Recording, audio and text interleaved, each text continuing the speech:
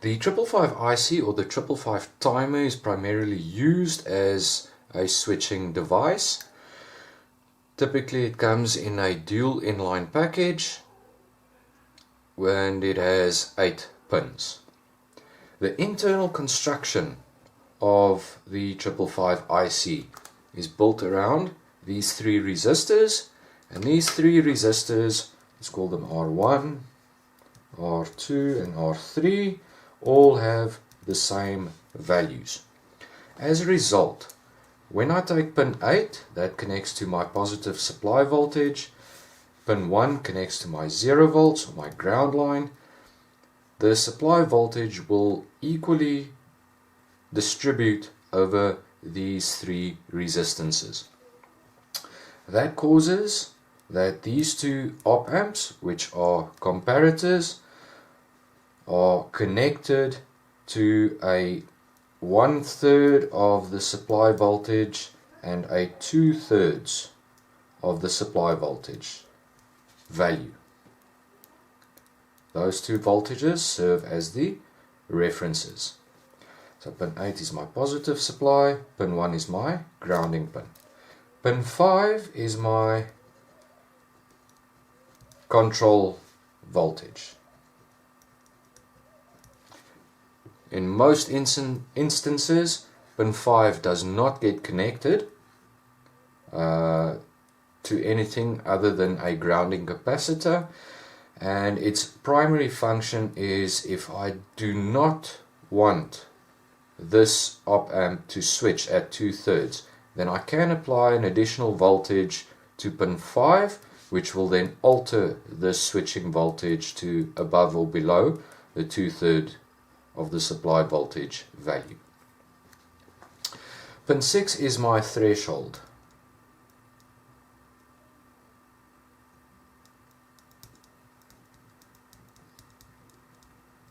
The threshold will trigger the output at 2/3 of the supply voltage.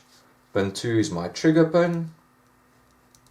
It'll trigger the output at 1/3 of the supply voltage. Pin 4 is my reset. The function of the reset is to reset the output. It's a hard reset, and we do that by applying 0 volts on pin 4. Pin 3 is my output voltage that either switches to a value equal to the supply voltage or the value of 0 volts. And then pin 7 is my discharge.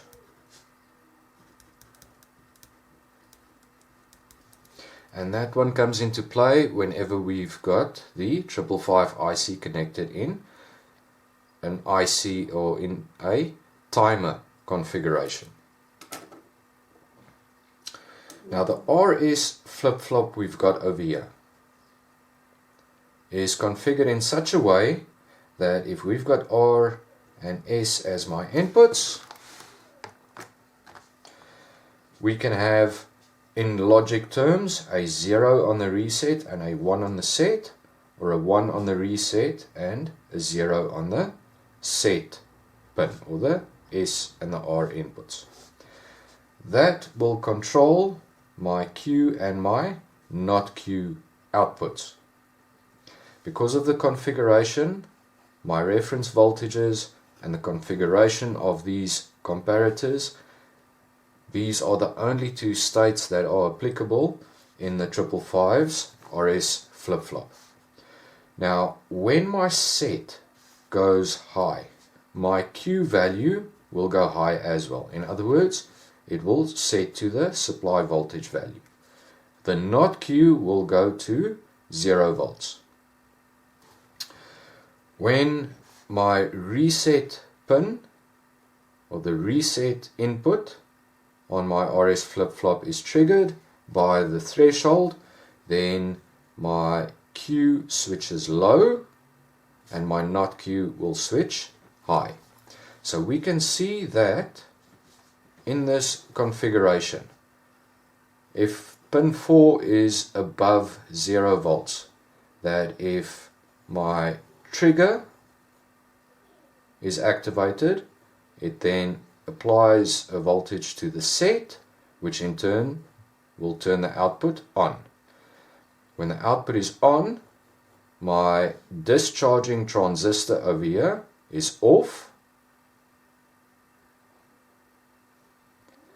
When I apply a high voltage over there and a low voltage over there, what happens is my reset will activate, and that will turn my output voltage off. My discharge transistor will now become active, and it'll allow a current flow through that internal transistor to my pin 1. So internally, the pin 7 is connected to pin 1 when my output is low. The symbol for the 555 IC is drawn in accordance with the application circuit that we've got. Typically what we just do is we draw a block which we identify as the 555 IC, and depending on how the circuit is configured around it, we will have pin 8, which is always connected to the positive supply voltage. We will have pin 1 that always connects to the 0 volt or the ground line. We will have pin 3 that connects to my output device, and then sometimes they actually connect pin 5 to my 0 volt line through a capacitor.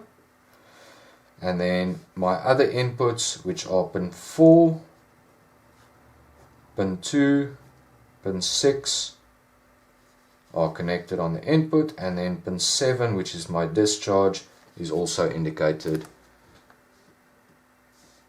The position of these pins can be adjusted in accordance with the requirements of the circuit diagram. For more examples of this, feel free to look at the switching circuits videos on this channel. The typical operating voltages of the 555 IC. My supply voltage can be connected between 5 to 15 volts. That's the typical operating voltages. As a result, that input voltage there, my input voltages on pin 2 and pin 5, will range between 5 and 15 volts depending on the values of the supply, and as a result the 2/3 value of my threshold and my 1/3 value of my trigger. The output voltage is either equal to the supply voltage or 0 volts depending on the switching. The main limitations of the 555 IC is our current. So if I've got a 5 volt supply, my typical output current will be in the range of 3 to 6 milliamperes. Anything more than that and my output pin will not be able to deliver that current, and it will burn out the output pin of the IC. For 15 volts on the supply, my output current ranges between 7.5 and 15 milliamperes. For additional data, feel free to go look at the data sheet for the 555 IC.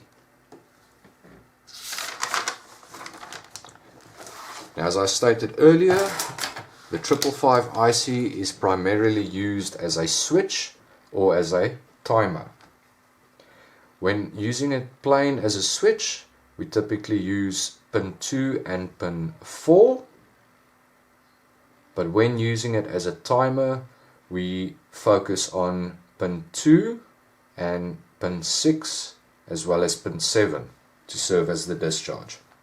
Now, whenever we've got the 555 connected as a timer, we need to think back to grade 10 when we looked at the capacitor resistor combination.